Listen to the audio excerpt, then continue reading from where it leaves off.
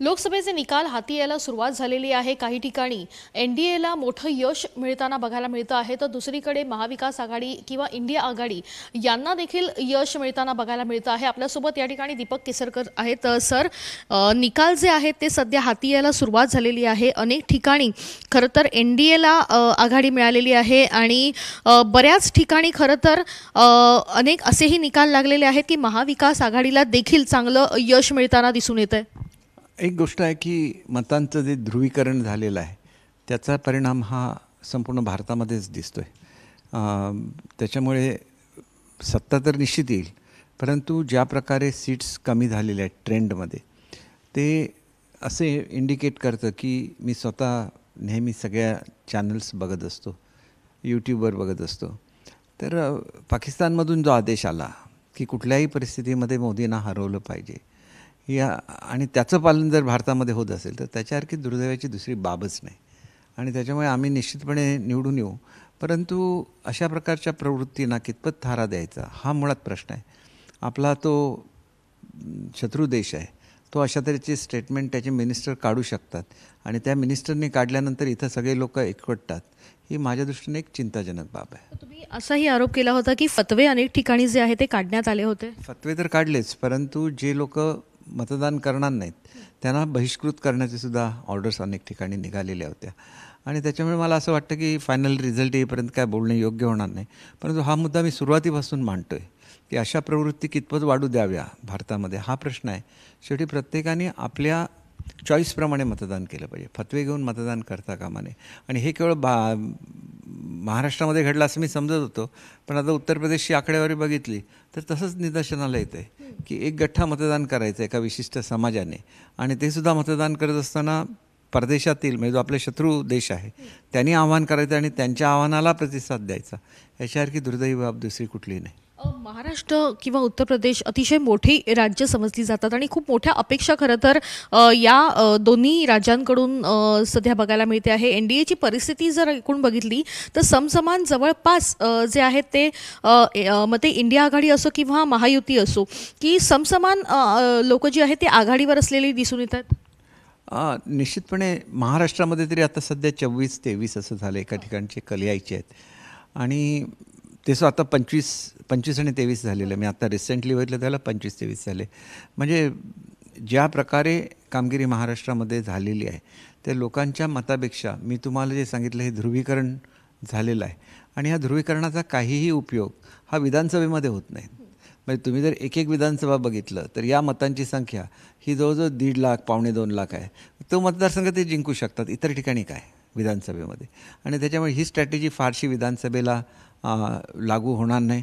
आणि दुसरं म्हणजे हा जो फॅक्टर आहे हा फॅक्टर जर वजा केला तर यांच्या किती सीट आल्या असत्या ह्याचासुद्धा विचार केला गेला पाहिजे। सहानुभूतीचं राजकारण देखील महाराष्ट्रात दिसून आलं, कारण दोन पक्ष ज्या पद्धतीनं फुटले त्यानंतरचं सहानुभूतीचं राजकारण किंवा त्यानंतरचं झालेलं हे पहिलं मोठं मतदान होतं, आणि कुठेतरी एक धक्का जो आहे तो सध्या काही प्रमाणात महायुतीला देखील बसलेला बघायला मिळतोय। ज्याला फायनल फिगर्स येतील त्याला आपल्याला ह्याच्याबद्दल बोलता येईल, परंतु निश्चितपणे आमची संख्या ही आमच्या एक्सपेक्टेशनपेक्षा सध्या तरी कमी आहे। आणि मी सांगितलेला फॅक्टर फार महत्त्वाचा आहे, हा फॅक्टर जर वजा केला तर यांच्या ह्याच्या निम्मेसुद्धा जागा येणार नाहीत। पण सर असंही म्हणू शकतो की कारण ज्या पद्धतीनं बीजेपीने निवडणुकीच्या आधी आरोप केला होता की हो आम्ही दोन पक्ष फोडले, असे ज्या पद्धतीनं वक्तव्य बीजेपीच्या मोठ्या नेत्यांकडून करण्यात आली, त्याच्यानंतर कुठेतरी सहानुभूतीचा फायदा जो आहे तो महाविकास आघाडीला झाला का? मला असं स्वतःला वाटतं की सहानुभूती ही पवारसाहेबांच्या वयामुळे वगैरे त्यांना मिळालेली आहे। तुम्ही जर उबाठामधून एम फॅक्टर वजा केला तर उबाठाला 1-2 जागासुद्धा मिळणं अवघड आहे। म्हणजे हे लक्षात घेतलं पाहिजे की ती सहानुभूती सातत्याने टिकू शकली नाही, परंतु पवारसाहेबांच्या फॅमिलीमध्ये फूट पडली आणि त्याचा परिणाम तुम्हाला बारामतीमध्ये दिसतोय की लोकांना फॅमिलीमध्ये फूट पडलेली आवडली नाही। म्हणजे त्याला आपण सहानुभूतीचा फॅक्टर म्हणू शकतो।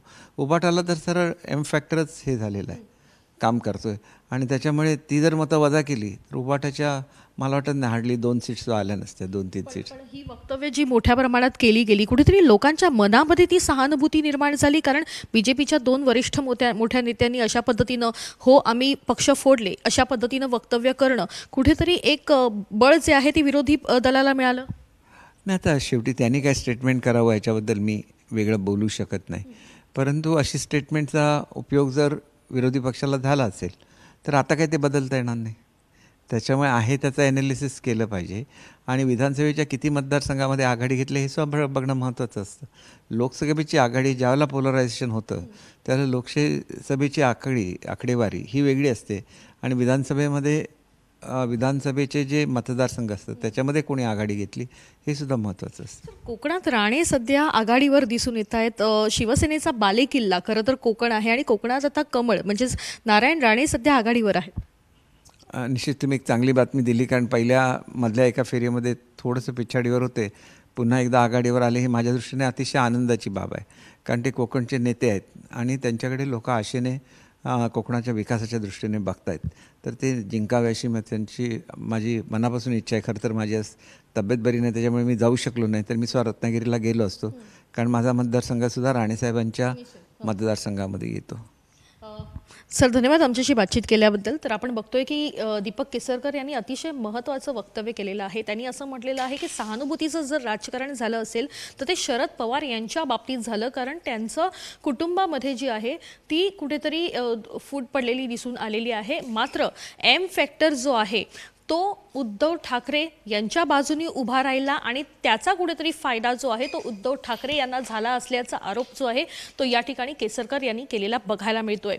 कॅमेरापर्सन अरविंदसह वैदेही काणेकर, साम टीव्ही न्यूज, मुंबई. देश विदेशातील प्रत्येक घडामोडींचे लाईव्ह अपडेट मिळवण्यासाठी आता साम टीव्हीच्या सर्व सोशल मीडिया प्लॅटफॉर्मला लाईक, फॉलो आणि सबस्क्राईब करा. तसंच सर्व नोटिफिकेशनसाठी बेल आयकॉन प्रेस करायला विसरू नका.